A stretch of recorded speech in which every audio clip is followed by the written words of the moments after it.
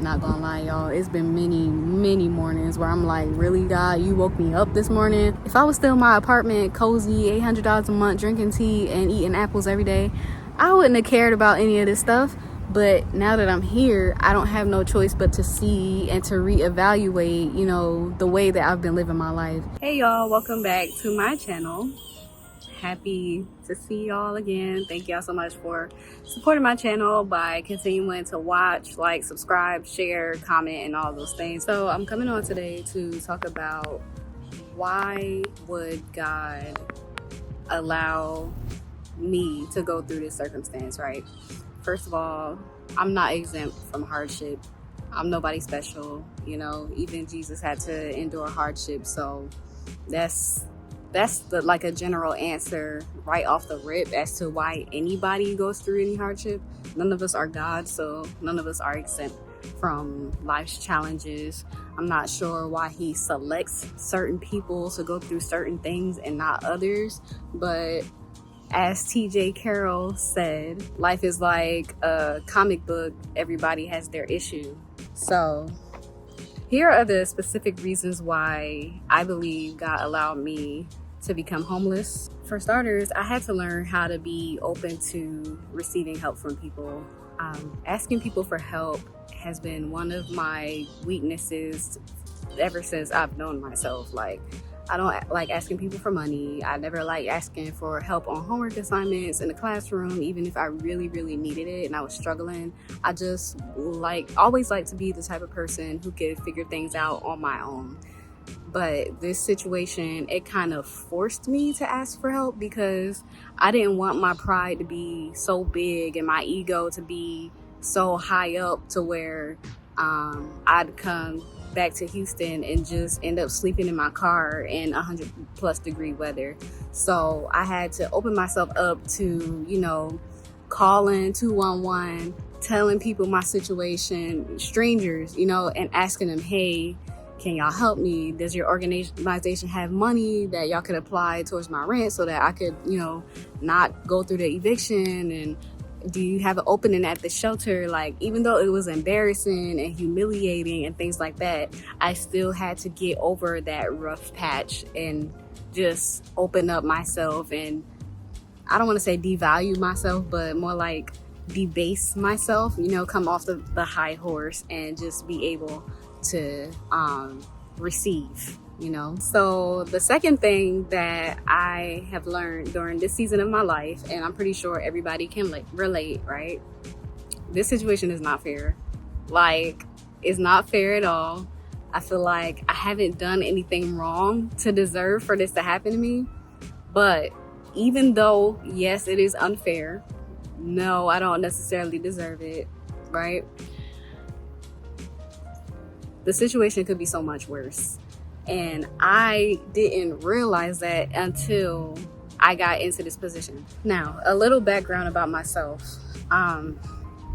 As y'all know, I used to be a parole officer, okay? And a part of my duties was providing case management to people who have been negatively impacted by the criminal justice system for whatever reason, however they caused it, it doesn't matter. They were still in the system and their lives were being negatively impacted by it. And I'm sure they felt that it was unfair too. But anyway, in that position, I used to have to give my parolees UAs, or urinalysis tests, drug tests, pee tests, whatever you want to call it. And now that I'm living in the shelter, I have a case manager who is having to give me a urine test every single month to make sure that I'm not doing drugs and not drinking alcohol, because if I do, then I'm gonna get kicked out of the shelter. So y'all, honestly, it feels like I'm on parole, okay? In addition to that, I actually used to work at a shelter.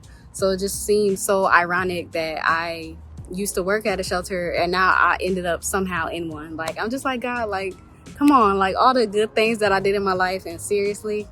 But then I met someone.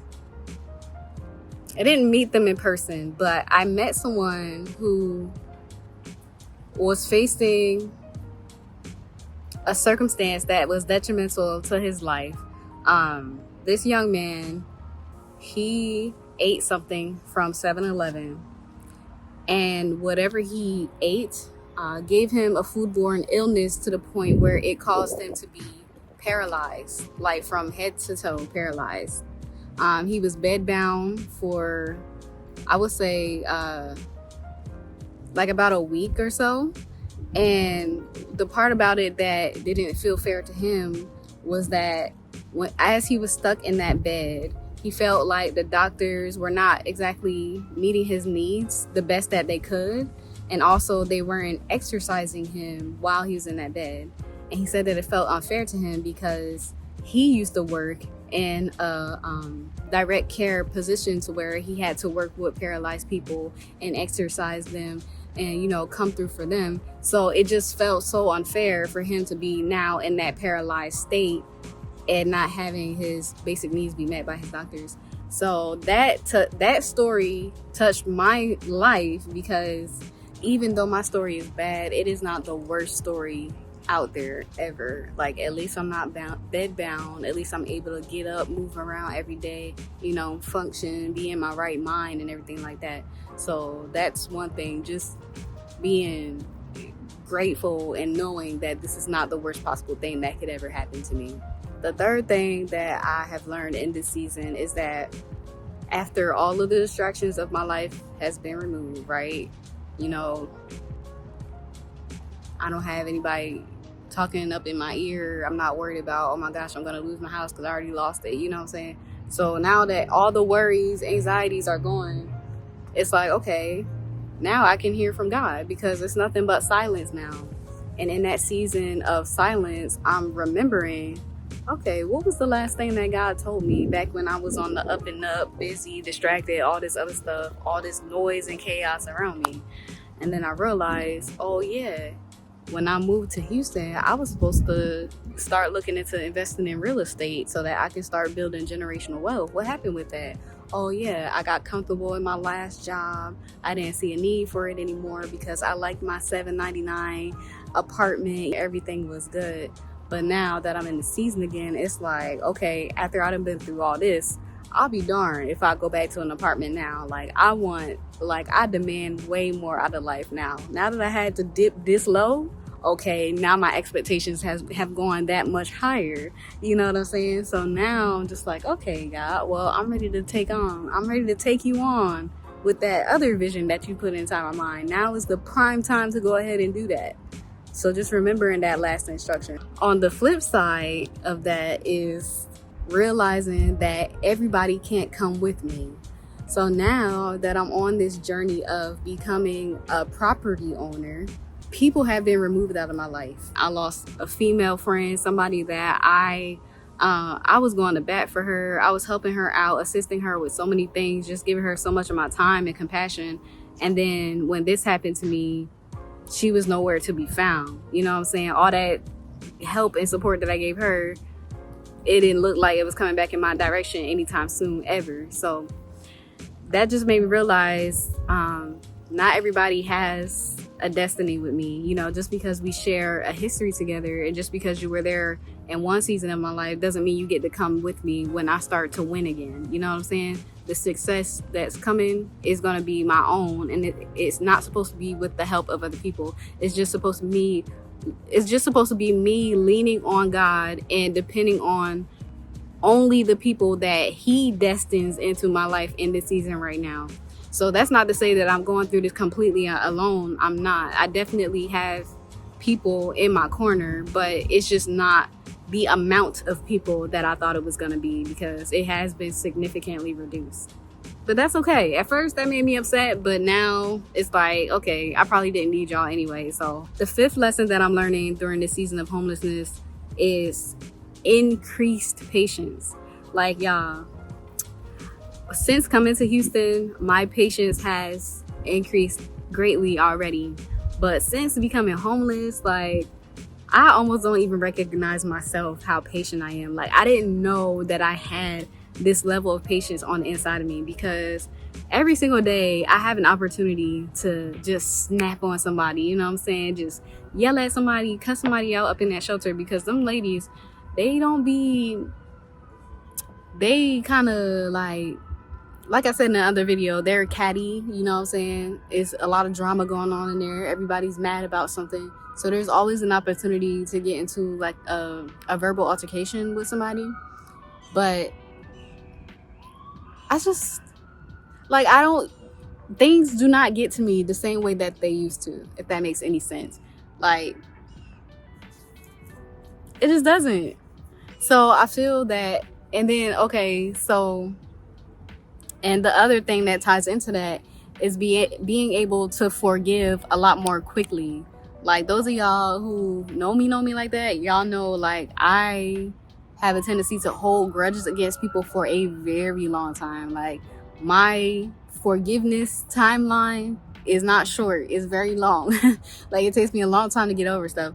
But in this shelter, because it is the staff that are making me feel offended and angry and stuff like that, but in a sense I kind of need them, right? It has caused me to just be that much more patient with them. Like, every day that I come back there from work, it's like I forget all the things that they did and said to me yesterday, and just starting this as a new fresh opportunity for us to get along today, even if it's just for a couple of hours. And so in this season of patience and quick forgiveness, I told my friend, I just feel like God is preparing me for a marriage and children, because I'm assuming that this is the level of patience and mercy and grace that I'm gonna have in that circumstance. So do it, God. Yeah, you know what I'm saying? Make me over, God. The next thing that I'm learning about that's been very important to me is maintaining a healthy level of mental stability. Coming into that place, I saw how easy it is for a person to really just lose their mind, just snap and never come back. I had felt tempted to, snap and never come back. Like, I could literally see myself just having a psychotic break, a mental meltdown, anxiety, panic attack, whatever, all of the things. And it's like, just reminding myself to stay present, to be strong for myself, even if I can't do it for anybody else but myself, you know what I'm saying?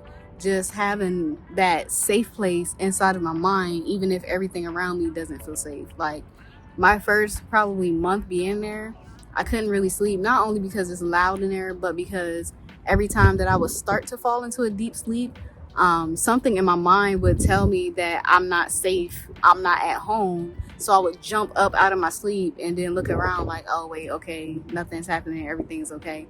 But it's just, you know what I'm saying, stuff like that, to where it's like, you just have to kind of work around and come to a place of stability and level-headedness and good temperament inside of your mind, so that you can, just be able to make it one day at a time. You know what I'm saying? Don't think too far into the future, like, oh my gosh, I gotta get out of this shelter by December, Like, I don't know when I'm gonna get out of the shelter.